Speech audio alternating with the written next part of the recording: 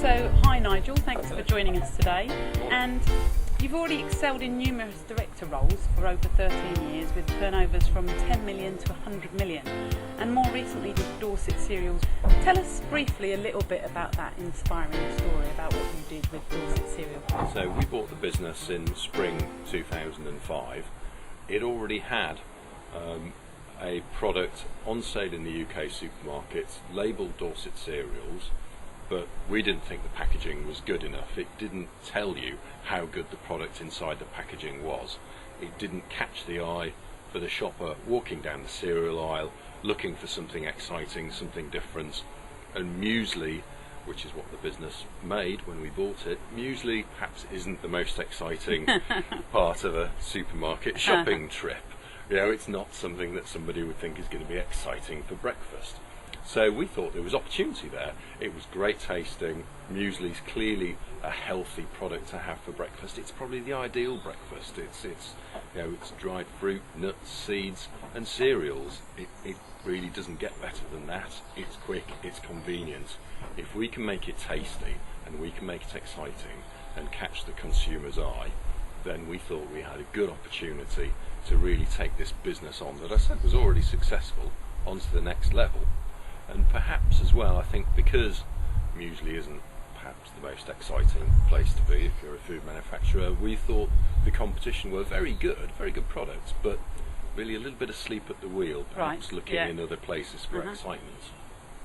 So we spent the first year or so deciding what the brand should be and developing the look and the feel and buying equipment and re-equipping the factory to make the fabulous muesli that are already made.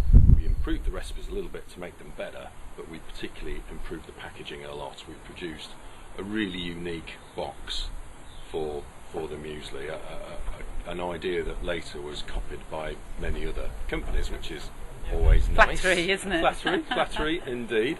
And launched the new product in the new boxes about a year later. Within 2 years, the business had broadly trebled in size.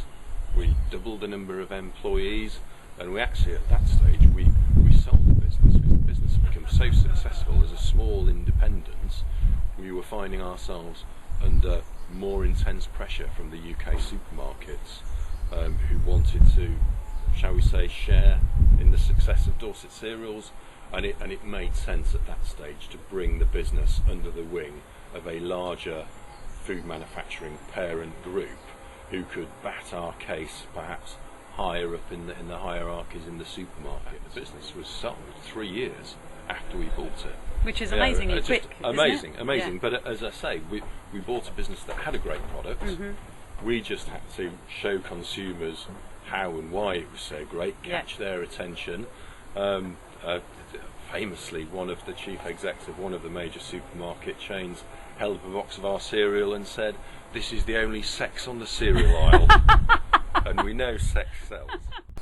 There was something about it because the business absolutely flew. You mentioned earlier about presenting to supermarkets either one-to-one. What tips would you have for other people out there who need to go out there and do retailer presentations or buyer presentations? In terms of the retailers, probably two thoughts. The first one is the retailer must have an awful lot of confidence in you and your business being very good at what you do and being right on top of your game. So you've got to appear confident. So it is an important meeting. Prepare well for it. Know your stuff. Because if a retailer doesn't have confidence in you as a supplier, particularly my background is mostly food manufacturing, food is very important. It can become, when it goes wrong, political and media frenzies very, very quickly. So the retailers need confidence in you and your business. So don't take them lightly, but don't be nervous either.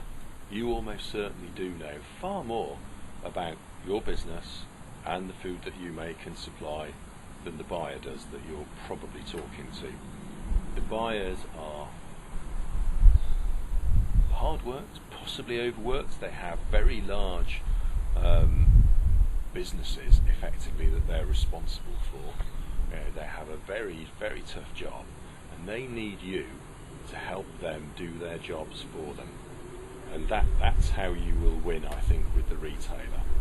You've got to understand what they need, what their pressures are, and take those pressures off them and come up with solutions for the issues that they have. You've got to do their jobs for them, and if you do that and it's successful, and it will be because you know so much and you can find out so much about the marketplace, you probably know far more about your competitors than they do and what they're up to and what other segments of the marketplace might be up to. You can probably do a better job for them than they can do on their own, just because they're stretched so thinly. They're under so much pressure. They've so much to do. Somebody who can come along, take some of that workload off them, make them look great for their boss. It will work for you. It works for them. But if you don't offer them solutions, then you're really going to struggle, I think. Yeah, fantastic. And at the same, the other thing I would say is the solutions, because you're offering them, you can not only make sure that they work for them, the retailer, but make sure they work for you as well. I've seen too many instances where the retailer says what kind of product they want, and you say, yes, of course we can deliver that, we can do that for you. You go where you can do it, but you find in your factory, the way your factory is set up, it's actually really, really difficult for you. And some minor tweakings to that product would have made it easier for your factory, for your business, therefore more profitable.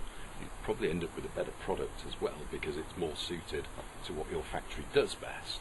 And that's better for the retailer. So if you just take what the retailer says as them instructing you, what end result is, they might win, but you might lose. So a win-win situation for both of you, and not following rocket science, really, is it? And not following their what they say blindly, but taking guidance, but not. Absolutely. Yeah.